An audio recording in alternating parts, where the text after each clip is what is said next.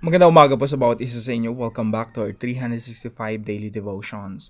Gusto po munang batiin si Jo Marie, Mercedita, Mary Jane, Ninita, Rodel, and Torin. Maraming salamat po sa inyong pagsubaybay dito sa ating channel. At sa bawat isa po sa inyo na sumusubaybay po sa channel na to ay patuloy po kayong pagpalain ng ating Panginoon sa araw-araw nating pag-aaral ng Kanyang salita. Now, ito po ang tema natin ngayong linggo. Walking in Obedience. So, napakagandang tema po. I hope and pray na gamitin ng Panginoon.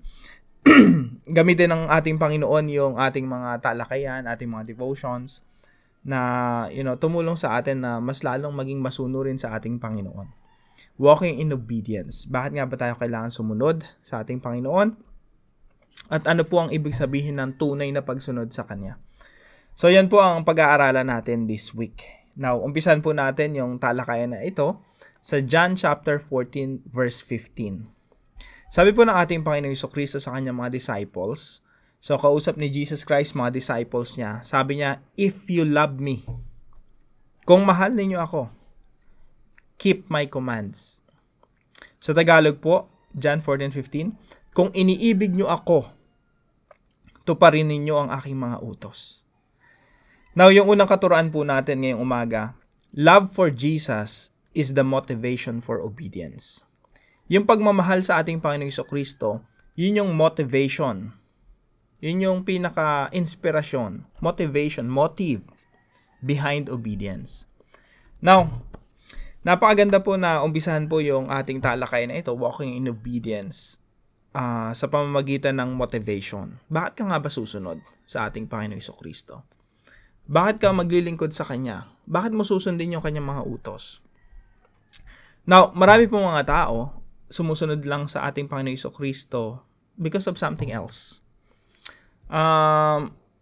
Maybe, sometimes we're not aware. No? Sumusunod lang tayo sa Kanya kasi we want blessings. Kasi narinig natin sa iba na pag sumunod ka sa Kanya, pagpapalain ka. Things like that. Kaya po, napakahalaga na ngayon pa lang, siya sa atin na natin ang ating mga puso. Bakit ka nga ba sumusunod sa ating Panginoong Jesucristo? At dito po sa unang puntos natin, yung pag-ibig sa ating Panginoong Jesucristo, that is the reason. That is the main reason for obedience. Kaya po ngayon pa lang, siya sa atin na natin, tingnan natin ating mga puso, ipanalangin natin sa ating Panginoon, magpasiyasa tayo sa Kanya. Lord, tulungan niyo po ako maunawaan yung aking puso. Bakit nga ba ako sumusunod sa inyo? Is it because I want your protection, I want your blessings, I want your favor? Or is it because I love you? Di ba? Napakaganda pong pag-isipan. Kasi po, yung ating, yung connection natin with the Lord, it's a relationship. Kung paano meron tayong asawa, meron tayong mga anak, meron tayong mga magulang, na yung motivation mo, yung motive behind taking care of them is love. Bakit mo paglilingkuran yung asawa mo? Bakit yung mga anak mo, alagaan mo? The motive behind that is love. Diba? So, kung isipin niyo pong mabuti, kung sa human relationships, lalo na sa family, lalo na sa marriage, love is the motive for, serving and taking care of your spouse. Mas lalo na sa ating Panginoon. Yung Diyos kasi alam niya kung ano laman ng puso natin eh. Walang lingid, walang sekreto sa ating Panginoon. Kaya po pag sumusunod tayo sa Kanya, tanungin natin, why? Kasi po tinitingnan ng Diyos yung ating mga puso, yung ating mga motibo. Bakit ka tumutugtog sa church? Bakit ka nagpapaawit? Bakit ka nagpipreach? Bakit gusto mo sumunod sa Kanya? Bakit ka nagbabasa ng Bible? Bakit pag binuklat mo yung Biblia, meron kang certain things na hinahanap?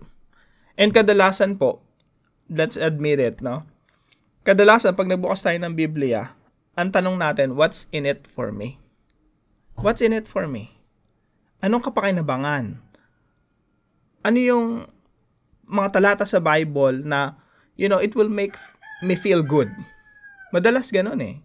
Pag nagbabasa tayo ng Bible, yung what feels good, yung minsan yung gusto nating i-feed sa ating sarili, yung magkakaroon tayo ng kapayapaan. Wala namang problema doon eh. Wala namang problema yung magkaroon tayo ng, we feel good. Pero ang primary motivation po sa lahat ng ito, yung pagsunod natin sa Panginoon, pagbabasa ng Bible, paglilingkod sa Kanya, is love. At wag po natin kalimutan yon. We tend to be selfish. Na parang lahat para sa atin. The world revolves around us. God is there for me. Hindi po ganun eh. Ang pagsunod po sa Panginoon, laging po yan, may tamang motibo. At ang motibo po niyan, pag-ibig sa Diyos. I hope, ngayong umaga pa lang, no, sa talakayan natin this week, masiyasat na natin ang ating mga puso. Ano nga bang motibo ko? Ba't ako sumusunod sa Kanya? Ba't ako nagbubuklat ng Biblia? Ba't ko gustong paglingkuran ng Diyos? And love for Jesus is the motivation for obedience. Pangalawa po, obedience is the evidence of love for God. Yung pagsunod po sa ating Diyos, meron po yung evidence. Yung pagmamahal sa ating Diyos, yung evidence po niyan, obedience, pagsunod. Now, may mga kilala akong tao, no, susunod sila sa Panginoon. And time will come na dadanas sila ng mga pagsubok, suffering. Hindi po kasi ibig sabihin ng pagsunod sa Panginoon ay, God will protect you. Yeah, of course, God will protect us. Pero yung smooth sailing, walang suffering, walang pagdurusa, walang challenges, walang mga problema, hindi ho ganun eh. Sometimes, the more you obey God, the more you will suffer. Sometimes ganun ang nangyayari. Now, kung hindi po love for God ang iyong primary motivation, mawawala ka eh. Hiwalay ka sa Diyos. The moment you suffer, wala ka na. You're gone. Now, kung totoo ang pag-ibig mo sa Diyos, tuloy-tuloy din ang iyong pagsunod sa Kanya. Because the evidence of love for God is obedience. Kaya tatanungin natin ating mga sarili, mahal ko ba yung Diyos? Kung mahal ko yung Diyos, then I should obey Him. Sabi nga ni Jesus Christ, if you love me, keep my commands. Sometimes kasi yung love parang feeling lang siya eh. Sometimes, alam mo yung feeling lang, nararamdaman lang. Minsan ganun lang natin dinidefine yung love eh, na I love you, this is what I feel.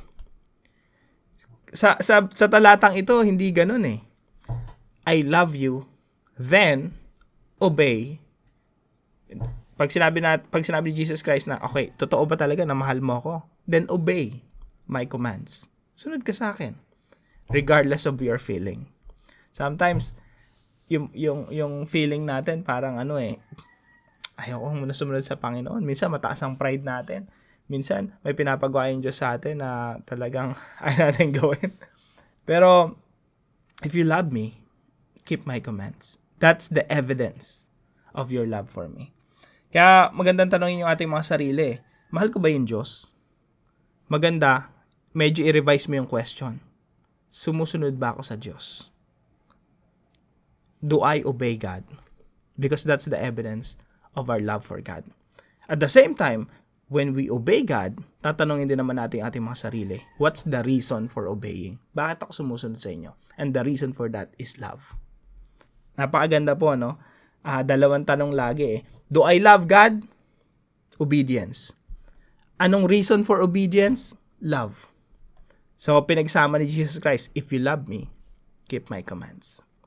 And number 3 po, God's love binds the church together. Yung pag-ibig ng Diyos, yan ang nagbubuklod sa iglesia, sa church. And I hope lahat po tayo merong church na kinabibilangan.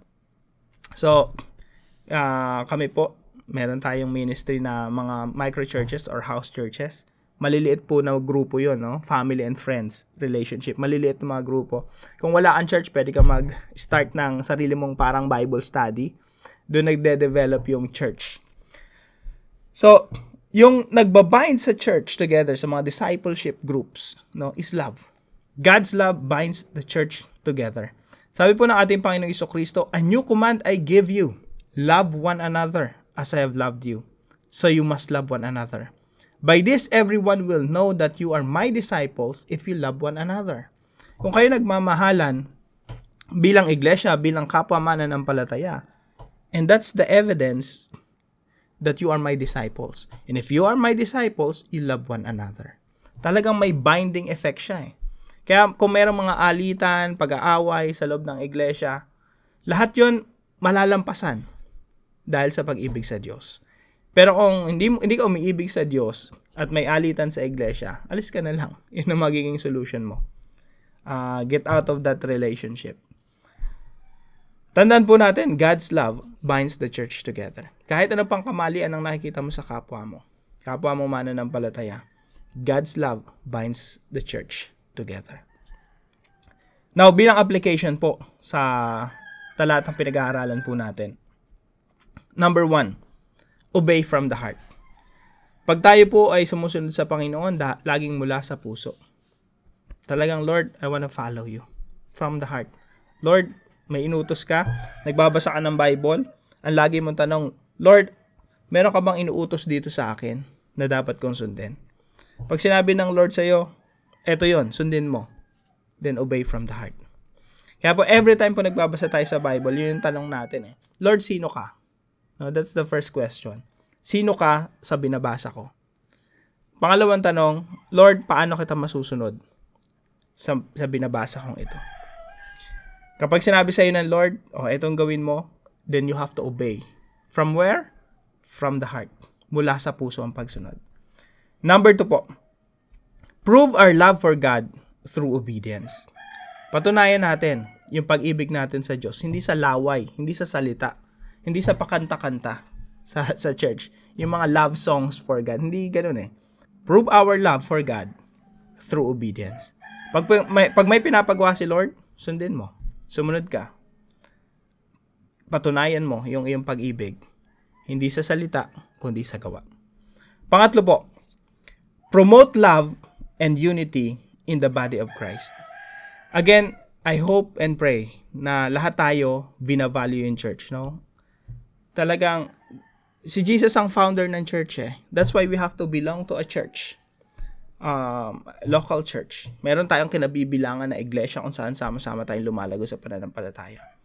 And then, ang role mo doon is to promote love and unity. Yung i-promote mo yung pag-ibig sa bawat isa, i-promote mo yung unity, hindi po yung division, pagkaawatak-watak, pagkahiwa-hiwalay, mga alitan. Promote love and unity in the body of Christ, sa katawan ng Panginoong Jesucristo. Hindi pwedeng yung kamay ihiwalay sa paa, yung mata ihiwalay sa bibig. It's a body. Ang church tinatawag na body of Christ. At sa body of Christ, meron po talagang pag-iibigan kasi yung pinakaulo ng iglesia ang ating Panginoong Jesucristo at siya yung nagsasabing, love one another. Malalaman ng tao sa buong mundo na kayo mga disipulo ko kung kayo'y nagmamahalan sa isa't isa. So let's promote love and unity. Kung meron sa church mo, discipleship group mo, may mga alitan, hindi mo type yung tao na kasama mo sa church, kailangan malampasan mo yon. Mas manguna sa iyong puso yung pag-ibig. Yung unity sa katawan ng ating Panginoon Jesucristo. So obey from the heart, prove our love for God through obedience, and promote love and unity in the body of Christ.